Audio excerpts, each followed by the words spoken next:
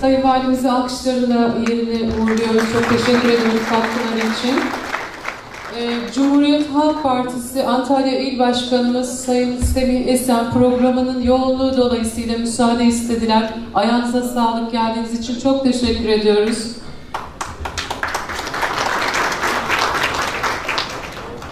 Aramıza Kepez Kaymakamı Sayın Hamdullah Supi Özgöbek de katıldı. Kepez Kaymakamımıza da hoş geldiniz diyoruz, teşekkür ediyoruz.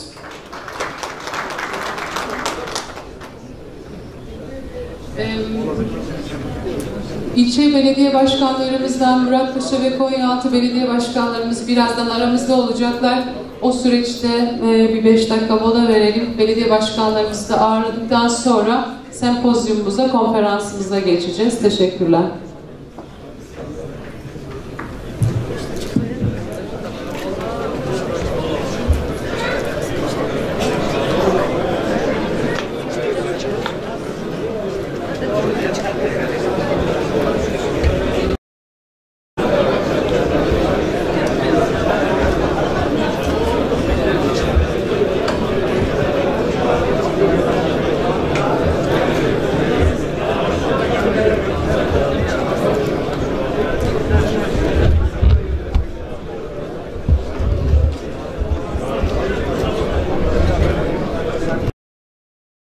Yarın olabilir. Sabahla mesaiden çıkacak. Yok kameraya nereye gidelim? Kaç kişisiniz? Öyle mi? Tamam. Yarın mesaiden çıktığında hangi otel? Yok, onun hazırlığı var. Tamam, bak.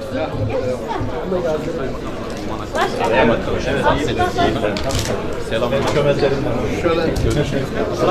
Hayır valim. Yorumlar bekliyoruz. Şöyle bir Söndürge sayın var. Şöyle bir Uzaklardan geldik. Buyurun. Buyurun şöyle. Hanımefendi. Hanımlar. Biraz geriye.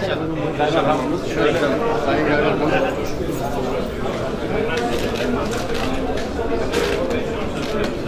Senin göbek beni sıkıştırdı burada. Ya Görün gibi olur.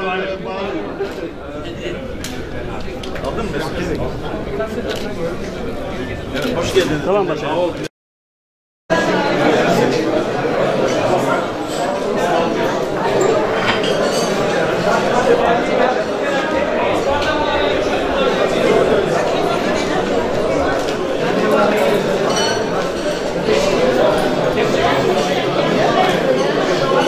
Olasın.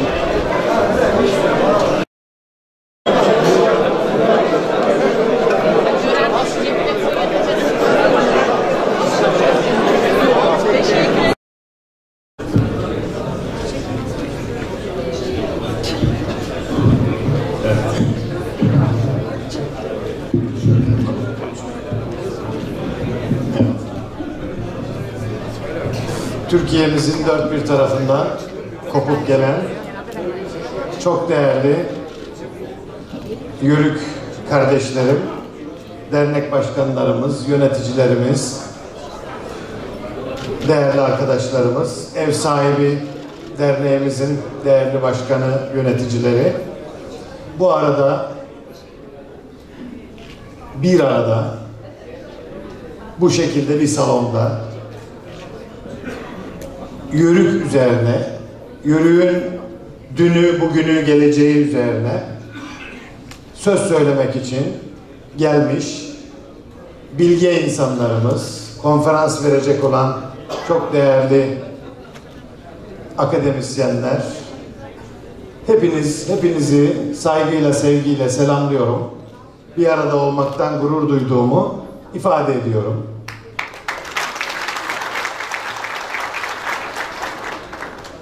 Benim Yörük yaşamı ile ilgili ve Yörük yaşamının bugüne uyarlanması ile ilgili kendime göre bazı tespitlerim vardır. Bunu bütün ortamlarda paylaşmaya çalışırım arkadaşlarla. Bu bazen insanların hoşuna gider, bazen gitmez. Ama hani sevgiyle söylenen, iyi niyetle söylenen, yürek açıklığıyla söylenen şeyler boşa gitmez diye düşünerek ben bunlara aşağı yukarı benzer temaları yörük bahsi açıldığında, hatta ahilik bahsi açıldığında sık sık ifade ederim. Çünkü müesseseler ya da yaşam şekilleri ya da kavimler ya da belli bir yaşam şeklini sürdüren topluluklar, bunların yaşamlarının irdelenmesinde buradaki bilim insanları bunu çok daha iyi tespit edecekler. Bizlerden çok daha detaylı bilecekler ve altını çizeceklerdir. O tahlillerin maksadı geleceğe bir faydası olması, bugüne bir faydası olması, yarına bir faydası olması, insanlık kültürüne, ülke kültürüne bir katkıda bulunması, bir şey söylemesi, bir şey ifade etmesi. Değilse şunun için değil. Bunu da sık sık tekrar ederim. Beni daha önce dinlemiş dostlarım, Antalya'daki arkadaşlarım kusura bakmasın. Bunların altını çizmeye devam etmek gerekiyor. Ya neydi o günler be? Dağlarda amma keyfimiz vardı filan gibi bir şey olmasa gerek. Yani nostalji amacıyla yapmıyoruz bunları.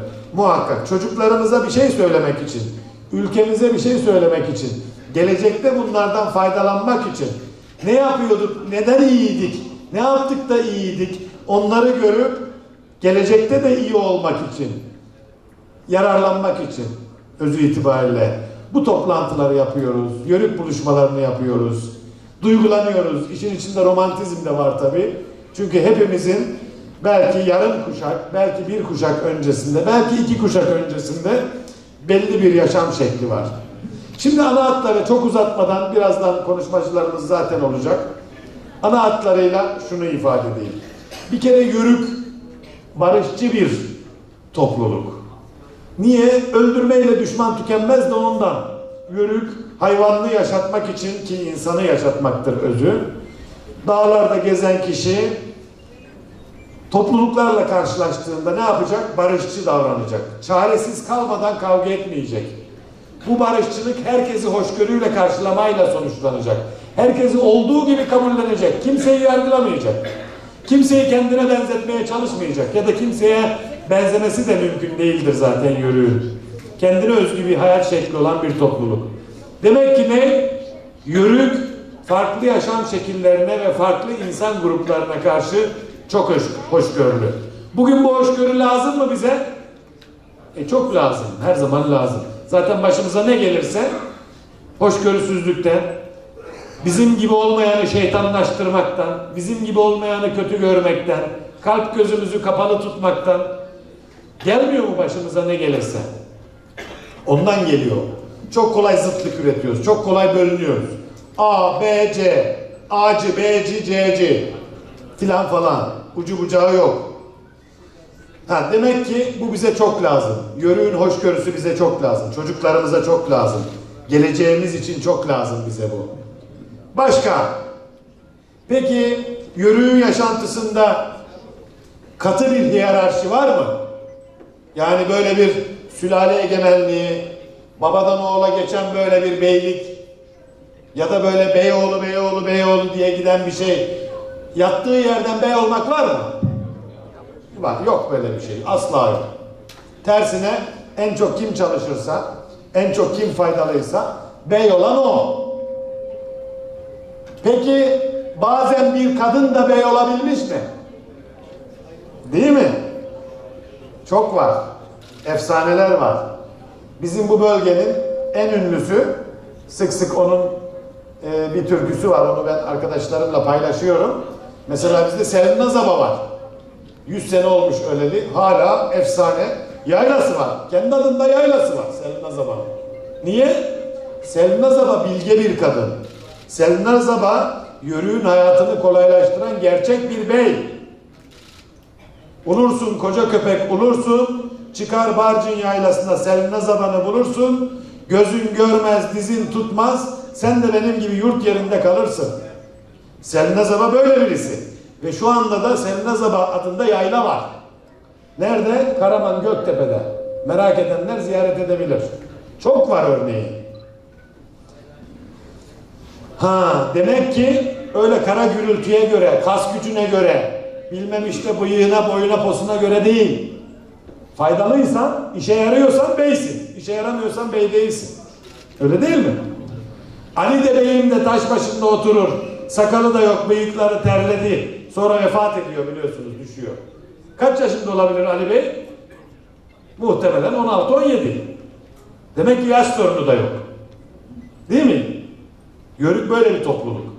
Yani son derece hoşgörülü çevresine karşı. Üretimi esas aldığı için, faydayı esas aldığı için öyle kadınmış, erkekmiş, çocukmuş onu dinlemiyor. Günlük hayatında çünkü hayvanın ayakta kalması lazım. Hayvan ölürse yörük ölüyor. Dolayısıyla teferruatla uğraşacak vakti yok. Formaliteyle, kurallarla uğraşacak vakti yok. Kim en faydalıysa o yörüğün lideri. Şimdi bunda da bugüne verilecek bir mesaj yok mu bunda da? Bugünkü hayatımıza çok faydası yok mu bunların? Bunları biz tam anlasak. Yani hiç kimsenin yattığı yerden hiçbir şey olmaması gerektiğini anlasak. Emekle, topluma faydalı olmakla, insanlığa, vatana, millete faydalı olmakla ancak bir şey ifade ettiğini biz kavrasak. Kadın, erkek, çocuk, genç, bütün bu kavramların ötesinde, bütün ayrımların ötesinde bu faydaya göre toplumumuzu şekillendirsek, bu yörükten bizim alacağımız bir insanlık mirası değil mi? Bu çok açık. Diyeceksiniz ki belki ya burası değişik de yorumlanabilir. Yok, ben değişik yorumlamak için söylemiyorum. Benim yabancım yok. A siyasi fikri, B siyasi fikri hepsi olabilir. İnsanlarda çok farklı yaklaşımlar olabilir. Çok farklı felsefeler olabilir. Ama bir tek şeyin ortak olması lazım. İnsanlık sevgisi, ahlak, paylaşmak, kardeşlik, dayanışma, zıtlıktan yana değil, birlikten, beraberlikten yana tavır koymak. Her zaman sevgiyi, saygıyı büyütmekten yana tavır koymak. Çünkü zıtlık çok kolay biliyorsunuz. Zıtlık üretmekten kolay bir şey yok. Birçoğumuzun hayatında tatsız şeyler var. Ben derim ki mesela, başkan, sana bak insanlar kötü davranıyor. Bunun nedeni senin şu aşiretten olmandır derim. Hadi canım der, ne alakası var? Bir daha söylerim. Başına kötü bir şey, o esnada tatsız bir şey geldiyse, der, evet bu doğru galiba der. Üçüncüden, dördüncüden sonra inandırırım. 13'üncüden sonra da onu kime istesem ben de gidersem eğer saldırır. Zıtlık üretmekten başka daha kolay, sevgisizlik üretmekten daha kolay, insanları bölmekten daha kolay hiçbir şey yok hayatta. Yeter ki niyetim bozuk olsun. Yeter ki ben şunları şöyle bir ayırayım. Şunlar şunlara karışmasın. Bak şu sana yan gözle baktı. Şu farklı söyledi. Şu bilmem ne yaptı. Hayatta en zor olan şey sevgi, saygı üretmek. Hayatta atomu parçalamaktan daha zor olan şey ön yargıyı kırmak. İnsanların birbirine bakarken doğru bakmasını sağlamak, sevgiyle, saygıyla, barışla, olduğu gibi kabul ederek, kimse kimseyi kendisine benzetmeye çalışmadan düzgünce yakalayabilmesini ve yaklaşabilmesini sağlamak. İşte hocalarım var burada, benden çok daha fazla bu konuyu bilen insanlar var. Birazdan dinleyeceğiz birçoğunu. Kendileri benim anladığım bu. Genel doğrudur diye söylemiyorum. Dolayısıyla haddimizi aştıysak kusurumuza bakmasınlar. Ama benim anladığım işte Çorum'uza, çocuğumuza, gelecek kuşaklarımıza bu vatan toprakları üzerinde ve insanlığa bırakacağımız en güzel yörüklük mirası işte bu hoşgörü, sevgi, saygı, hak eşitliği, hukuk eşitliği ve kardeşlik kültürüdür. Bu toplantıyı düzenleyen herkese, katkı veren herkese, derneğimiz, başkanımız ve yönetimimiz başta olmak üzere katılan herkese çok teşekkür ediyorum. Ayaklarınıza sağlık, gönlünüze sağlık. Sağ olun, var olun.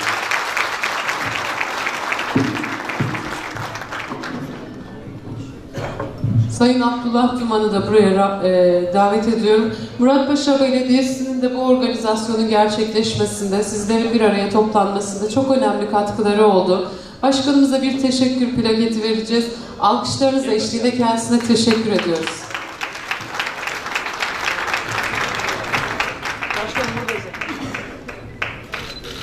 Buradayım başkanım. Başkanlarım bu taraftayız. Başkanım bir de bu tarafa lütfen.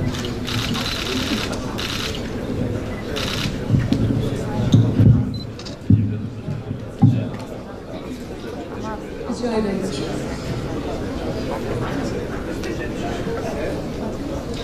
Çok kıymetli misafirlerimiz, şimdi panel konuşmasına geçeceğiz. Konferansımız başlayacak.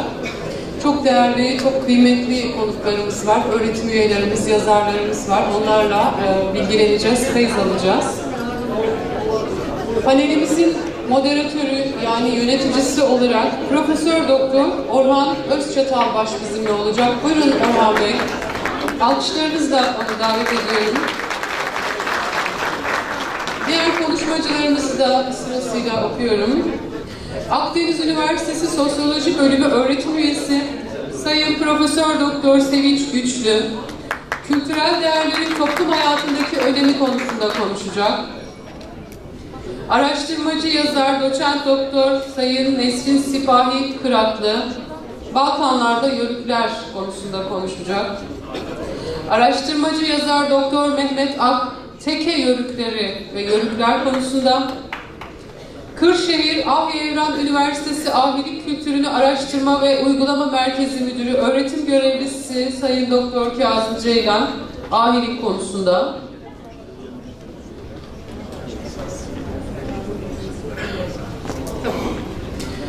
Kazım Bey ve Neslim Hanım yoldaymış, hemen başlayacaklardır. Moderatörüm de sanırım buna göre davranacaktır. Konuşmalarını yapmak üzere sizleri çok değerli aydınlarımızla baş başa bırakıyorum. Çok kıymetli davetliler.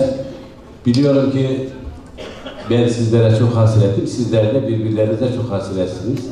Diyarbakır'dan tutun, Urfa'sından tutun, Ankara'sından Manisa, Balıkesir, birçok illerden dernek başkanı arkadaşlarımız geldiler.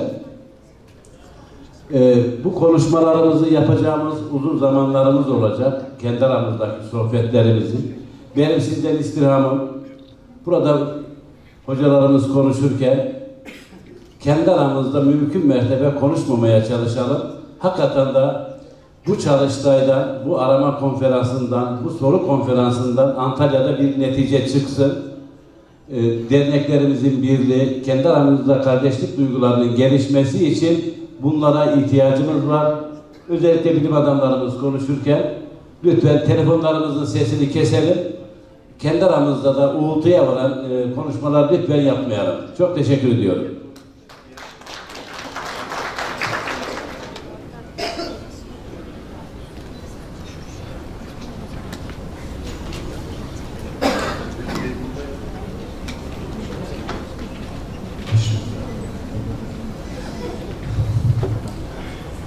Kıymetli katılımcılar, değerli misafirler. Tabii Antalya'nın dışından da gelen çok sayıda Yörük kardeşimiz var. Ama her birinizi saygıyla ve sevgiyle selamlayarak oturum açmak istiyorum. Ayrıca Türkiye 1. Yörük Türkmen Çalıştay ve Arama Konferansı'nın akademik oturumlarını da başlatmış oluyoruz bu vesileyle. Tabii Türkiye'nin içinde yaşadığı konjonktür, bulunduğu konjonktür esas itibariyle bu çalıştayı, bu arama konferansını çok daha değerli hale getirmiş durumda. Çok önemli günlerden geçiyoruz ve bu önemli günler içerisinde Türkmenler artık tam anlamıyla gündemimizin içerisinde. İşte dün Azerbaycan'daki Hocalı katliamının, soykırımının 24. yılıydı. Aslında milletimizin ve kadim geleneğimizin, kadim medeniyetimizin sahip olduğu kültürü bugüne taşıyan temel üyelerin bugünlerde çok daha gündeme geldiğini görmekte, tabii bu şekilde gelmiş olmaktan mutlu değiliz ama çok daha güzel, çok daha etkileyici, çok daha geleceğimize yönelik umut verici unsurları süreci dahil etmesi bizi çok daha mutlu edecek. İnşallah önümüzdeki yıllarda çok daha güçlü bir şekilde Yörük Türkmen kültürü Yörük Türkmen kültürü hem konuşulacak hem de Türkiye'nin birlik ve beraberliğine çok önemli katkılar yapacak. Zaten Antalya biliyorsunuz Selçuklular tarafından fethedilme yılı 1207'dir. 5 Mart 1207'dir. Dolayısıyla şu anda da esasen 809. yılındayız. 809. yılındayız. Belki 5 Mart'ı 809. yıl itibariyle dikkat alarak bundan sonra Sayın Abdullah Duman kardeşim dikkat alarak Antalya'dan bu ışığı Türkiye'nin her tarafından çok daha güçlü şekilde ulaşmasına yardımcı olabilir diye düşünüyorum. Tabii ben yöntemle ilgili bilgi vermezden önce bir iki konudan daha bahsetmek istiyorum müsaadeleriyle arkadaşlarım ve sizlerin. Tabii önümüzdeki yıllar pek çok şeye gebe esasen ama şunu da ifade etmemiz gerekir. Çok konuşulan bir kavram var. Sivil toplum kuruluşları kavramı var. Sivil toplum kuruluşları esas itibariyle dünyada önemli bir trend, önemli bir yükselişte. Zaten bir büyük ülkenin devlet başkanı da geldiği zaman kamudan ziyade sivil toplum kuruluşlarının başkanlarıyla görüşmeyi çoğunlukla öngörüyor. Dolayısıyla Yörük Türkmen grubu ve Türkiye genelindeki 100'ün üzerindeki dernek başkanımız aslında sivil toplumun en güzel örneklerinde oluşturuyor.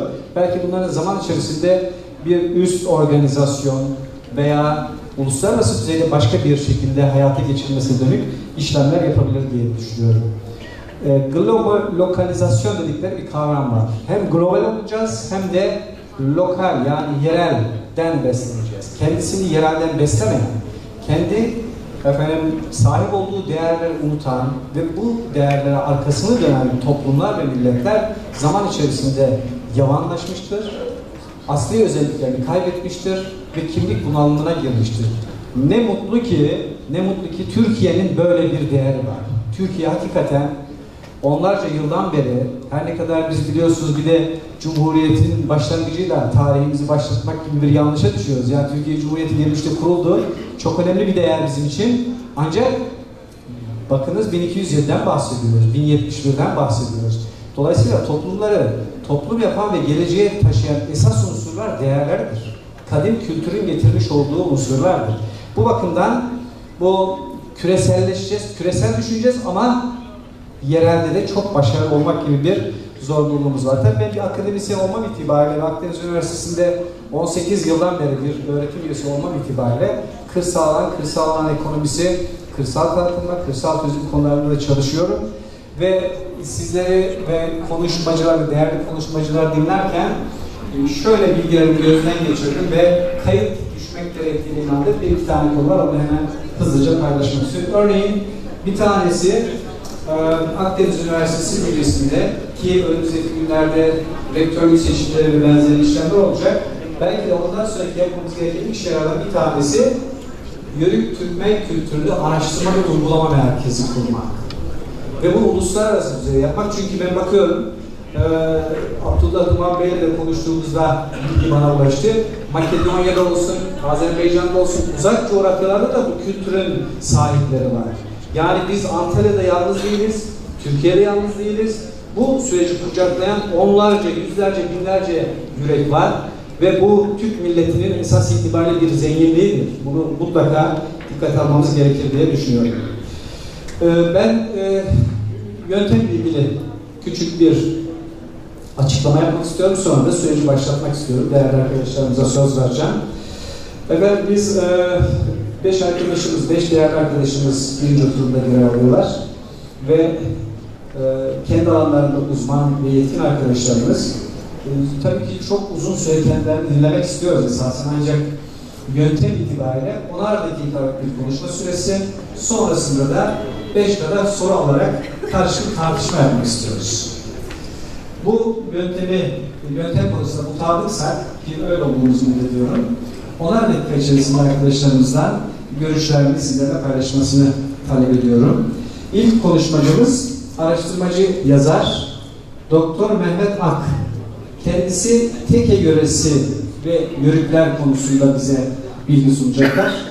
Buyurun Sayın Hanım. Teşekkür ederim. Evet, sevgili Yörükler Derneği'nin Anadolu'daki veya Rumeli'deki değerli mensupları, çalıştayınız öncelikle hepiniz hoş geldiniz. Öncelikle ben kendimi takdim etmek istersem sizlerden birisiyim, Teke yöresindenim. Hala konar göçer hayatı devam ettiren bir ailenin oğluyum. Bunun yanında biraz önce, daha önceki konuşmalarda Teke yöresiyle ilgili, Yörüklerle ilgili akademik çalışmaların yapılması gerektiği söylendi ama ne yazık ki benim yaptığım çalışmalardan kimsenin haberinin olmadığı şeklinde yorumladım. Çıkmış iki kitabım, 15 makalem var. Bunun büyük bir çoğunluğu Teke yöresi, yani bulunduğumuz coğrafyanın, şu andaki bulunduğunuz noktanın kalbiyle ilgili. Salgınlardan Yörüklere, nüfus yapısına kadar çeşitli konularda çalışmakla birlikte, özellikle doktora çalışması olarak yapmış olduğum Teke Yörükleri Türk Tarih Kurumu tarafından da basıldı. 2015 yılından piyasada her yerde mevcut. Yani ben bu işin arşiv boyutuyla çalışıyorum. Yani akademisyenlik boyutuyla, bilimsel boyutuyla çalışıyorum. Ya popüler boyutuyla açıkçası çok fazlaca ilgilenmiyorum. Şunu söylemek istiyorum. Bulunduğumuz yer Teke yöresi dedik. Teke yöresi neresi? Ona bakmak gerekir önce. Ne yazık ki Teke yöresi bugün başka coğrafya, bir coğrafya aldı bir başka yere kaydı. Sanki Teke yöresi Burdur'muş gibi bir algı oluşturulmaya çalışıldı. Ve son zamanlarda da öyle görüyorum bunu. Teke yöresine baktığımız zaman Teke Türkmenlerinin, yani Tekeoğulları Beyliği'nin bulunduğu mekan burasıdır. Ve idari bir birimin adıdır. Bunun coğrafi sınırlarına bakacak olursak, batıda Yeşilçayır, Torosların üzerinden Burdur. Yani Burdur 19. yüzyılda. Terkemiş sancağı Burdur 19. yüzyılda. 19. yüzyıla kadar daha Burdur, Hamit sancağının bir kazası statüsündedir. Dolaşır Hamit sancağından Torosların üzerinden, doğudaki sınırı ise Köprüçay'dır. Dolayısıyla sancağın doğal sınırları bu çerçevede çizilmiştir ve Teke sancağıdır. Bu Teke sancağının 16. yüzyıldaki kazalarına baktığımız zaman Karahisar'ı Teke, yani Serik. Dolaşırız bu tarafa doğru, merkez kazağı Antalya gözükse de genellikle Teke sancağı olarak adlandırılır. Bu tarafa geçtiğimiz zaman Elmalı, Kaş, Kalkanlı ve Finike.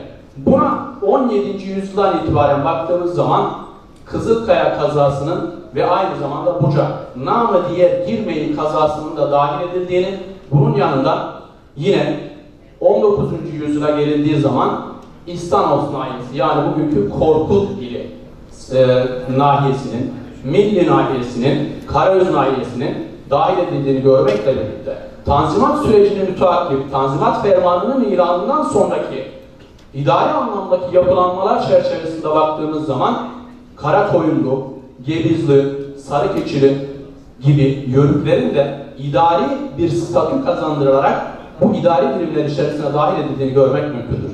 Şimdi Antalya'nın fethi 1207 dedi hocam biraz önce. Gıyasettin Keyhüsrev'le. Antalya fethedildiği zaman daha sonra kaleme alınmış ancak bu dönem ifade eden 15. yüzyılın başlarında, yani 1430'lu yıllarda dönemin hükümdarına sunulmuş olan Yazıcızade Ali'nin Tevarih ve Ali Selçuk adlı eserinde diyor ki, o memleketin sahraları ve ilçeleri İğdir'den Yörük eviyle doldu diyor. İğdir diye bahsettiği yer neresi? Eğirdir.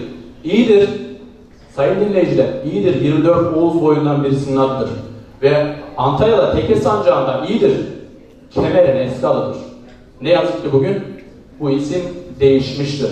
Oğuz boyalı taşıyan yerleşim yerlerinin yine Elmalı'da Bayat adı, sanki bayatlığı ifade ediyormuşçasına dönem içerisinde değiştirilmiş ama ne yazık ki Gümüşova yapılmıştır. Bulunduğumuz yer Teke dedik, Teke Türkmenleri, Teke sancağı dedik. Ama bugün Teke diye bir kavram var mı burada? Yok. Yani yerel yöneticilere buradan ayrıca bunu duyurmak istiyorum. Ben isterdim ki Antalya merkez kazasının birisinin adı da Teke olsun. Teke Belediyesi olsun. Diğer taraftan Antalya'da genellikle Yörük yerleşiminin ağırlığını her zaman hissettiğimizi söyleyebiliriz. Bunun yanında kavramlara bakacak olursak, Yörüklükle ilgili, Türkmenlikle ilgili hep aynı şeyin vurgulandığını görmek mümkündür. Yine Yazıcızade Ali, efsanevi Türk hükümdarı Abucahan'dan bahsederken diyor ki, Sahranişin ve göçbinini, yaban yurtlu ve yörük idi diyor. Yine 15. yüzyılda kaleme alınmış Oruç Bey tarihinde Oğuz tayfası göçebe yörük tayfası idi diyor. Yine aynı tarihlerde yazılmış bir anonim Osmanlı kroniğine baktığımız zaman burada diyor ki Oğuz tayfası kim vardır itikatlılar idi, göçmen yörükler idi diye geçiyor. Osmanlı tarihinde baktığımız zaman yani kavramın yörük şeklinde kullanılışı teke sancağı ile ilgilidir ve tahrir defterleriyle ilgilidir. Ha bu şöyle algılanmamalı. Yani teke sancağı ilk defa Anadolu'da kullanılan yörük tabiri, yörüklerin tarihi buradan başlıyor gibi bir algı olamaz. Bir defa yörükler yani Türkmenler Oğuzlara mensupsa bizim ilk hükümdar olarak bildiğimiz yani Oğuz Kağan destanında geçen kişi Oğuz Kağan olarak bildiğimiz kim? Metehan değil mi? Büyük Hun İmparatoru Metehan. Yani asıl adıyla Börü Tonga aslında. Biz onu Çin kaynaklarından öyle çevirdiğimiz için Motuklu Metehan ama gerçek adı onun Börü Tonga. Tong yani Türklerdeki yönetici ailenin soyunu devam ettiğini gösterir. Alpertonga, Alperton örneğinde olduğu gibi. Şimdi bunun yanında yörüklerle ilgili yine 16, 17, 18, 19. yüzyıldaki verilere, resmi kayıtlara baktığımız zaman çoğu zaman kavramların birbirlerinin yerinde kullanıldığı ne yazık ki mevcut. Ha burada esas olan yörük ve Türkmen kavramı yani Türkçe olanı kullanmak zorundayız. Biz oba, oymak ve boy yapılanması diyoruz. Oba yerine genellikle mahalle kavramı kullanılmaya başlamış. Oba Türkçe bir kelime. Oymak diyoruz. Tamam Moğolca diyorlar ama Türkçe bir kelime. Bunun yerine ne kullanılıyor? Cemaat kullanılıyor. Bunun yanında boy diyoruz. Boy aşiretle aşiret karşılığı diyorlar ama bana göre boy aşiret karşılığı değil. Genellikle Yörükan taifesi dönüyor. Türkmen taifesi dönüyor. Yörük Türkmenleri, Yörük aşiretleri şeklinde yanlış kullanımlar da var. Belgelerde bunların böyle kullanılmış olması, bunların illaki doğru olduğunu göstermez. Mesela 19. yüzyıl nüfus sayımında diyor ki aşireti, cemaati Töngüş yörüyor. Aşireti, cemaati Yeni Osmanlı yörüyor. Bu şekilde kavramların birbirine girdiğini görüyoruz. Bizim elimizde Türkçe kalan ne? Yörük kelimesi. Diğerlerine bakın, Türkçe mi? Hayır değil. Ama resmi devlet yaklaşımı boyutuyla dönem içerisine baktığımız zaman tamam bunlar kullanılmış. Bunlarda problem yok. Ama bizim araştırmacılarımızda problem var. Araştırma yaparken, arşiv kaynaklı araştırma yaparken nelere bakılması gerektiğine iyi dikkat etmek gerekir. Mesela Halep Türkmenleri için Yörükan'ı Halep diyor, deniyor. Yani Yörüklükle Türkmenliğin aynı anlamda kullanıldığını söylemek için örnek veriyorum. Burkadirli Türkmenler için aynı zamanda Yörükan'ı Maraş deniyor. Bozok Türkmenler için aynı zamanda Yörükan'ı Bozok tabirinin de kullanıldığını görmek mümkündür. Dolayısıyla bu kavramın ikisine birlikte baktığımız zaman, ikisini birlikte değerlendirdiğimiz zaman her ikisi Yörük ve Türkmen tabiri konar göçerliği ifade etmektedir. Yani göçebe tabirini de kullanmıyoruz biz. O daha çok oryantalist bakış açısının bir ürünü olup bize özgü bir şey değil. Bize özgü olan konar göçerliktir. Bu açıdan kavramları değerlendirirken araştırmacıların bunlara dikkat etmesi gerekir. Mesela yani isim vermek istemiyorum ama yani en azından kitabın ismini vermek istiyorum. Bozahmet Yörük Aşireti diye bir çalışma yapılıyor, doktora çalışması ve bu şekilde basılıyor. Yani tamam Bozahmetli Yörükleri demek bunda ne sıkıntı yaratabilir ki? Ya da Bozahmetli Türkmenlere demek ne sıkıntı yaratabilir ki? Hem Yörük hem aşiret nasıl oluyor ikisi bir arada? Olmaz. Onun için araştırmalarımızdan dikkatli olmak gerekiyor. Ana kaynağı, metodolojiyi iyi bilmek gerekiyor.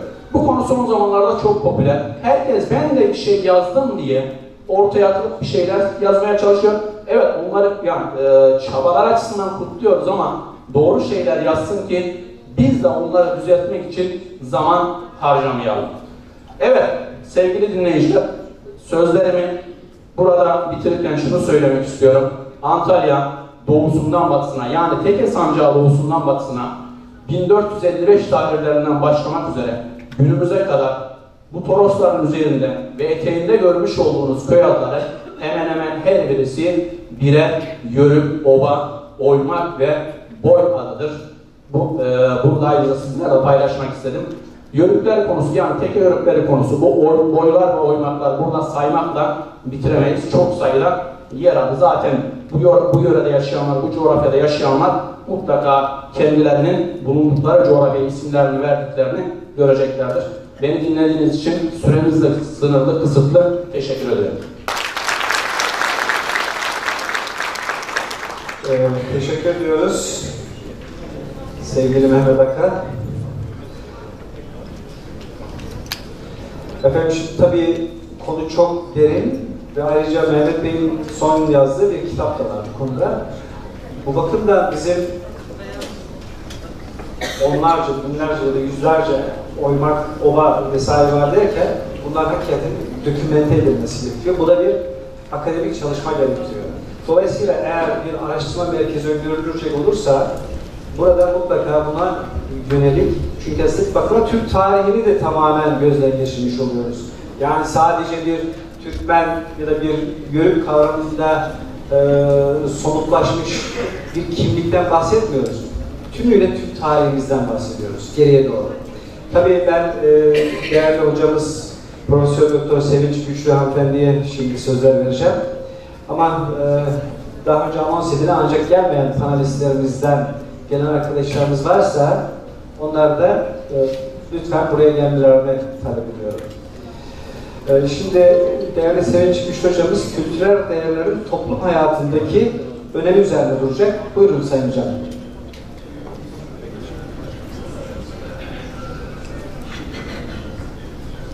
Teşekkür ederim ben de Sayın Başkan. Değerli konuklar, Sayın Belediye Başkanımız, Sayın Yörükler Derneği'nin kurucu ve yöneticileri ve Türkiye'nin çeşitli bölgelerinden gelen dernek temsilcileri, öncelikle hepinizi saygıyla selamlıyorum ve hoş geldiniz diyorum. Ve yörükler konusunda yapılan bu çalıştayın da amaçlarına ulaşmasını diliyorum. Antalya'ya ilk geldiğim zaman ben de Orhan Hocam gibi 18 yıldır Akdeniz Üniversitesi'nde çalışıyorum sosyoloji bölümünde. Ve bir yörük aileye dahil oldum buraya gelerek Serikli bir yörük aileye. Dolayısıyla yörükleri de gözleme şansım oldu, gözlem yapma şansım oldu. Onlar hakkında çok olumlu izlenimlerim var. Onları da sosyolojik bilgilerimle bütünleştirerek sizlerle paylaşmak istiyorum. Aslında kent hakkında çalışıyorum, kent sosyolojisi üzerinde çalışıyorum, aile sosyolojisi üzerinde çalışıyorum ama yörüklükle ilgili doğrudan doğruya belki araştırmalarım yok. Fakat kent kültüründe yörüklük kültürünün yerinden biraz bahsetmek istiyorum sizlere. İlk geldiğim zaman şunları düşünmüştüm. Neden Antalya'nın kültür tarihinde çok önemli bir yere sahip olan yörüklük bir marka değeri haline getirilmiyor. Bir marka olarak benimsenmiyor. Çünkü biz marka kentlerin günümüz dünyasında çok önemli bir eğilim haline geldiğini görüyoruz. Diğer ülkelere baktığımızda en küçük kültürel değerin bile, önemsiz sayılabilecek bir kültürel değerin bile parlatılıp, cilalanıp o kentin en önemli başlangıç noktası olarak ele alındığını görüyoruz. Ve o kentte yüzyıllar önce oluşa gelen bir kültür özelliğinin, bir kültür örüntüsünün hala yaşatılmakta olduğunu görüyoruz. Ama Antalya'da geçmişi çok da yeni olan, çünkü yörüklük kültürünün kaybolmasına baktığımızda, yani konar göçerlikten yerleşik hayata geçişe baktığımızda çok eskiye dayanmadığını görüyoruz. Neredeyse bir 30-40 yıl önce yörüklüğün canlı olarak yaşandığını görüyoruz Antalya'da. Dolayısıyla böylesine önemli bir kültürün nasıl çok fazla önemsenmediğini ben hayretle karşılamıştım. Ve gerçekten de böyle bir derneğin kurulması, Yörük Türkmen Derneği'nin kurulması bu bağlamda çok önemli ve böyle bir çalıştay düzenlenmesi de bence çok önemli, önemsediğim bir konu olarak bunu da ifade etmek istiyorum.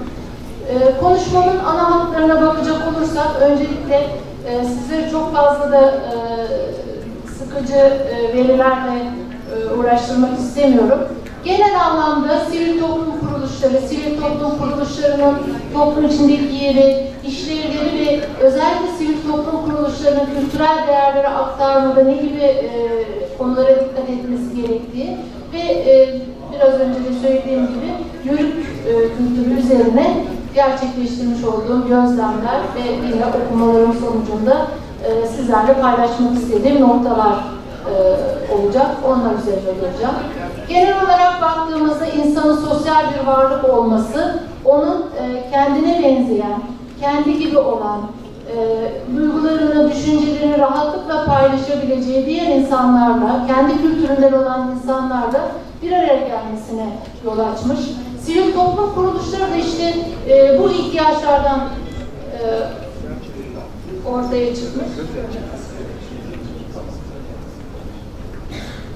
Sivil toplum kuruluşları da insanın sosyal ihtiyaçlarından ortaya çıkan önemli bir kurum olarak karşımıza çıkıyor. İnsanın onaylanma ihtiyacı, bir topluluk içerisinde sorumluluk alma ihtiyacı, kültürlenme ihtiyacı, kültürü diğer topluluklara aktarma ihtiyacından ortaya çıkan gönüllü kuruluşlar. Böylesine bir kuruluşun da aynı zamanda eskiyen, kaybolmaya başlayan kültürel değerleri toplum üyelerine aktarmak gibi bir misyonun olduğunu da görüyoruz. Konumuz olan Yörükler Derneği açısından baktığımızda da özellikle farklılıkları vurgulamanın yanı sıra biraz önce Sayın Belediye Başkanımızın söylediği şey çok dikkatimi çekti, bir sosyolog olarak ben de aynı şeye katılıyorum. Farklılıkları vurgulamanın önemli olduğunu düşünüyorum ben de. Yani özgünlükleri, farklılıkları, farklı kültürel özellikleri vurgulamanın önemli olduğunu düşünüyorum. Ama farklılığın ve farklılıkta aşırıya kaçmanın aslında toplumu fakirleştirdiğini düşünüyorum. Ötekiyle olan ilişkileri zayıflattığını düşünüyorum. Ama bunun karşı ucu olan evrenselleştirici bakış açısının da dezavantajları olduğunu düşünüyorum. Yani küresel bakış açısı biliyoruz ki farklılıkları sildi, yerellikleri sildi, topyekün bir toplumsal gelişmeyi ön plana koydu ve bu da evrenselcilik anlayışında aşırıya kaçmakta aslında yine kültürleri zayıflatan bir durum olarak ortaya çıkıyor. O nedenle küresel düşün ama yerel hareket et formülünün ben çok daha önemli olduğunu söylemeye çalışıyorum ki Yörükler Derneği'nin içeriğinde de bunlara dikkat edildiğini her zaman gözlemliyorum bir sivil toplum kuruluşu olarak. Sivil toplum kuruluşları hem kendi içerisinde bir demokratikleşmeyi beraberinde getiriyor. Yani işte sorumluluk alma, bu sorumluluğu belli bir plan, program çerçevesinde hayata geçirme, kültürel bütünleşmeye katkıda bulunan gibi işlevleri yerine getiriyor. Hem de unutulan kültürel değerleri gün yüzüne çıkarıyor. Özellikle de Yörükler Derneği gibi belirli kültür derneklerini ele aldığımızda toplumun unutulan kültür değerlerini de tekrardan gün yüzüne çıkarmada önemli işlevlere sahip. Nedir bu Yörük kültürünün temel özellikleri diye bakacak olursak, çeşitli kaynaklardan okuduğum kadarıyla ve gözlemlerimi size aktarmaya çalışacağım. Ve size belki anlatmaya çalışacağım. Hani televizyon satmak gibi olmasın ama eğer hata edersem veya sizin onaylamadığınız şeyler söylersem lütfen siz de konuşmanın sonunda bana bunları bildirirsiniz. Öncelikle Yörüklük kültürünün sosyolojik anlamda baktığımızda doğayla çok yakın bir etkileşim içinde olması söz konusu. İnsanla çok yakın bir etkileşim içinde olması ve hayvanlarla yine çok yakın bir etkileşim içinde olması söz konusu. Oysa biz bugün kent insanı olarak hepsini de satın almak zorundayız. Doğayı satın almak zorundayız. Yani bir yeşil alanda piknik yapabilmek için biz para vermek zorundayız. Oysa Yörükler doğayla serbestçe ilişki içindeler. Veya bir hayvana sahip olabilmek için işte para verip evimize hayvan besleyenlerimiz vardır. Oysa Yörükler bu yaşam tarzının içerisinde doğrudan doğruya hayvanları severek, koruyarak ve onlar için birinci geçim kaynağı olarak görerek onlarla ilişki içindeler. Yine Yörüklük kültürü içerisinde göç çok önemli bir davranış biçimine de yol açıyor. Çünkü Yörükler tarih boyunca hep belli bir yerde yaşamamışlar, bir yerden bir yere göç etmişler. Göç etme esnasında da farklı kültürlerle tanışmışlar, farklı kültürlerle ilişki içine girmişler. Bu da onların ötekine ilişkin hoşgörü düzeylerini arttırmış diye düşünüyorum. Çünkü Yörükler hoşgörülü insanlar Ve bu kültürel değerin yine belediye başkanımızın da söylediği gibi gelecek kuşaklara aktarılması açısından çok önemli olduğunu düşünüyorum. Bu tür derneklerin bu değerler üzerinde de durması gerektiğini düşünüyorum. Yine yörüklük kültürüne baktığımızda yörüklerin çok becerikli olduklarını görüyoruz. Çünkü doğayla çok çetin şartlarla mücadele etmek zorundalar. Hayvanları hastalandığında kendileri tedavi etmek zorundalar. İnsanlar hastalandığında kendileri tedavi etmek zorundalar. Doğumlarını kendileri yapmak zorundalar. Ve bu onları daha zanaatkar hale getiriyor, becerikli hale getiriyor. Özgüven düzeylerinin çok yüksek olmasına yol açıyor. Bu da yörüklüğün önemli özelliklerinden birisi diye düşünüyorum. Yine bir başka özelliği yörüklerin İslami değerlere sıkıya bağlı olduklarını düşünüyorum. Ama bağnaz olmadıklarını görüyorum. Bunu gözlemledim hep. Bağnaz olmadıklarını, aile içerisinde kadının çok güçlü bir yere sahip olduğunu gözlemledim. Gerçekten de yörük kadınlarının erkeklerle eşit derecede statülerinin olduğunu düşünüyorum.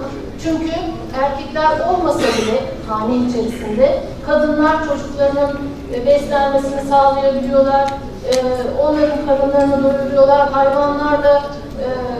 hayvanların bakımından sorumlu olabiliyorlar, en ağır yükleri kaldırıp bunları gerçekleştirebiliyorlar. Bu da yine kadın açısından baktığımızda çok güçlü bir imajı beraberine getiriyor.